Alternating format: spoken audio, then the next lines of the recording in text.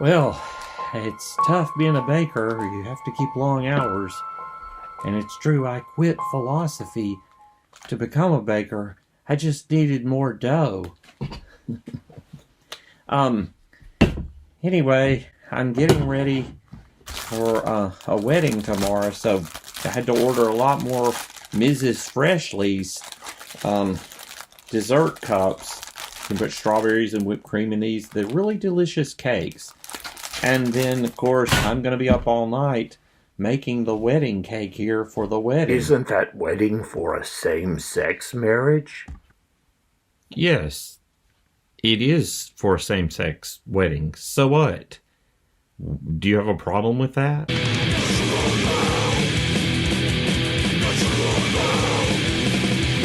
Natural law theory was developed in the Middle Ages by St. Thomas Aquinas.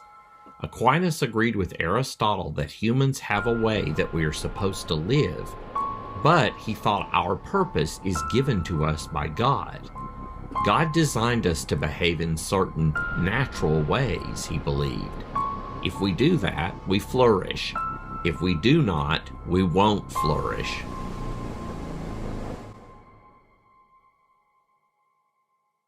The eternal law is God's plan for us, how we can flourish as human beings. So that we can know His plan for us, God gives us both inclinations and reasoning ability that points to that plan. In other words, He gives us natural law. The most basic natural law, the very core of our rationality and instinct, is do good, not evil. But Aquinas spells this out more specifically.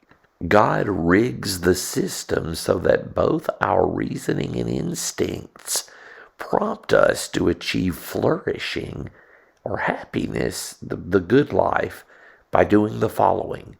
1. Protect ourselves and others from injury and death. 2.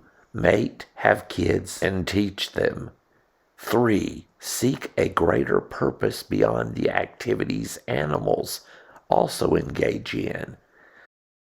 A cow seeks pleasure from eating, sexual behavior, the warm sun on its back.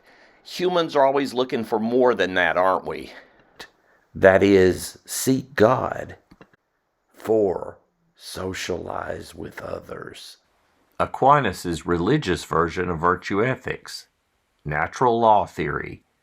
St. Thomas Aquinas appears on the scene 1,000 years after Aristotle. Thomas was from Aquino, Italy. His father wanted him to be a lawyer, but Aquinas wanted to be a priest. In order to make him ineligible for the priesthood, his father supposedly locked him in a room with a prostitute. But Aquinas prayed his way out of the situation. He became a saint when, according to witnesses, the Jesus of a large wooden crucifix temporarily came to life to vouch for him.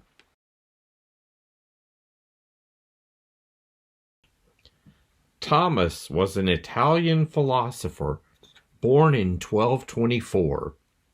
He became a member of the Dominican order at the University of Naples. He studied philosophy and theology in Paris and what we call Cologne in Germany. He received an advanced theology degree and became a priest and a university teacher. He died in 1274. Aquinas' natural law theory of ethics is very similar to Aristotle's virtue theory. The difference is that natural law says God, with a capital G, created the world with a purpose for everything. St. Thomas Aquinas spent his life trying to synthesize the Bible and Aristotle. In so doing, he is going to Christianize Aristotle and suggest that the moral virtues and moral truths are all the result of human nature as designed by God. For Aquinas, the virtues connect very well to Christian values. Purpose in the world. He gives a few examples of how we can violate our purpose, the natural law and the eternal law, God's purpose and our purpose. Among them are gluttony, drinking too much, and what he calls unisexual lust. The moral law, not these courses of action, is what we are meant to follow. A rock was designed by God with a purpose, to roll downhill or occupy a low point. The purpose of a bird is to fly. The moral purpose of humans is to avoid sin, where sin is what is unreasonable and outside of our purpose. The Bible and the Christian tradition warn against gluttony, and God made gluttony as an unreasonable extreme, eating too much. The Bible warns against drunkenness, and God made getting too drunk not make sense. How does it make sense to drive to a bar, get drunk, and then risk your life to get home, given that you have a natural impulse to avoid death? Is someone you love someone you hate? Don't you ever call me a drunk. It happens night after night. Does someone you care about have a drinking problem? Hello. There is something you can do. What's that? Don't take the car. You'll kill yourself. But you've got to care enough to call for help. Call the care unit before drinking turns someone you love into someone you hate. It doesn't. Also, Aquinas claims that unisexual lust is unnatural and therefore morally wrong. Think of his point in this way. To have no attraction to no one might be the deficiency.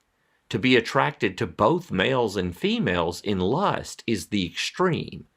The middle ground, God's natural law, is to want sex insofar as it produces offspring within the confines of a marriage between a man and a woman. Many religious people used to argue against homosexuality in just this way. It was seen as unnatural and a mental illness until fairly recently here in the U.S.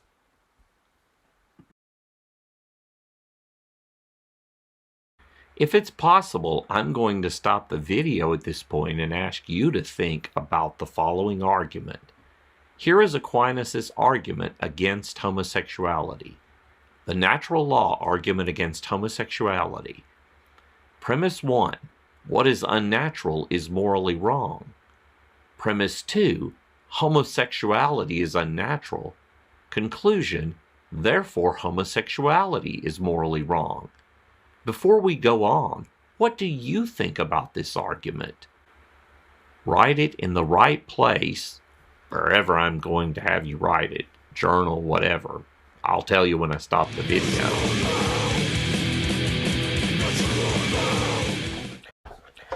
Okay, here are some possible criticisms of the argument. Objection to premise 1. Premise 1 is false. It is false that what is unnatural is morally wrong. Dams, heart transplants, voluntary celibacy practiced by the clergy, haircuts, all of these things are unnatural in some sense of that word. Heart transplants are unnatural in that they require drastic human intervention. Voluntary celibacy is unnatural in that it goes against the volunteer's instincts. Furthermore, P2 is false, for homosexuality is found in nature in a way that voluntary celibacy and heart transplants are not. Gay sex happens in nature without human artifice or intervention. And here's a little snippet from Science Daily that it's an article that's been vetted. Biology behind homosexuality in sheep study confirms. Researchers in the Oregon Health and Science University School of Medicine have confirmed that a male sheep's preference for same-sex partners has biological underpinnings. So that's just one example of gay sex in nature.